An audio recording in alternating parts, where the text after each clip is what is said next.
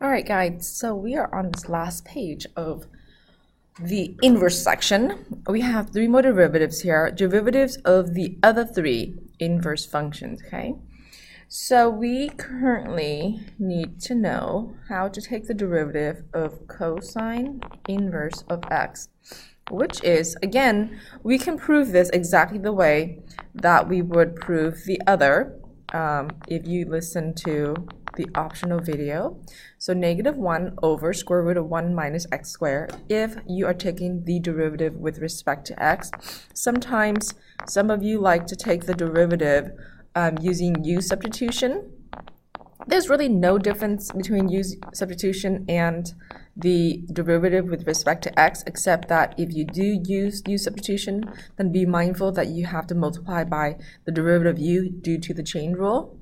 So next one is d of dx of cosecant inverse of x, which is -1 over absolute value of x times x squared minus 1. Again, I'm going to write two format, okay, with respect to x and u substitution notation. So you're not forgetting to use or to multiply by u prime, okay? This is the only difference here, by u prime, and then put what u is back in. And the last inverse is d over dx of cotangent inverse of x, which is -1 over 1 plus x squared.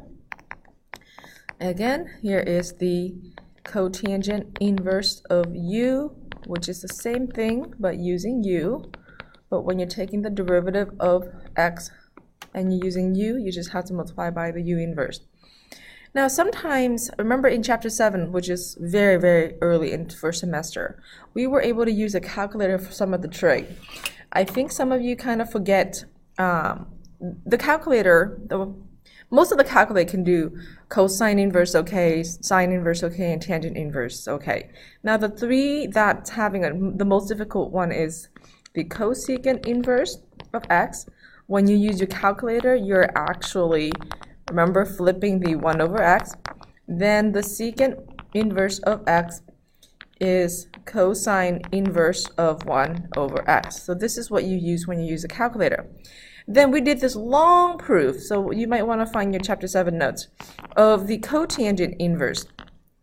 This is the one that we have to use pi over 2. Well, I wouldn't say have to, but this is the one that we prove why it is pi over 2 minus tangent inverse of x.